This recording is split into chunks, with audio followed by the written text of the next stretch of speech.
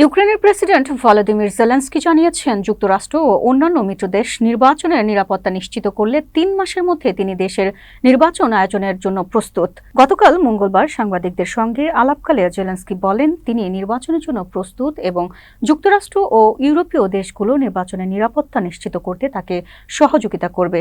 তাহলে ৬০ থেকে ৯০ দিনের মধ্যে ভোট আয়োজন সম্ভব হবে। তবে রাশিয়া ইউক্রেন যুদ্ধ এখনও অব্যাহত। জেলেনস্কি বলেন, বর্তমানে প্রায় ১০ লাখ সেনা যুদ্ধক্ষেত্রে অবস্থান করছে। বহু নাগরিক বাস্তুচ্যুত হয়েছে এবং দেশের ১/৫ এলাকায় রাশিয়া দখল করে আছে। তাই যুদ্ধ পরিস্থিতি নিয়েই ভোট আয়োজনের নিরাপত্তা গুরুত্বপূর্ণ। এছাড়া জেলেনস্কি মার্কিন প্রেসিডেন্ট ডোনাল্ড ট্রাম্পের মন্তব্যের প্রতিক্রিয়ায় বলেন, ক্ষমতা আঁকড়ে রাখার অভিযোগ সম্পূর্ণ অগ্রহণযোগ্য। তবে জনগণ এখনও যুদ্ধকালীন নির্বাচনের বিরোধী।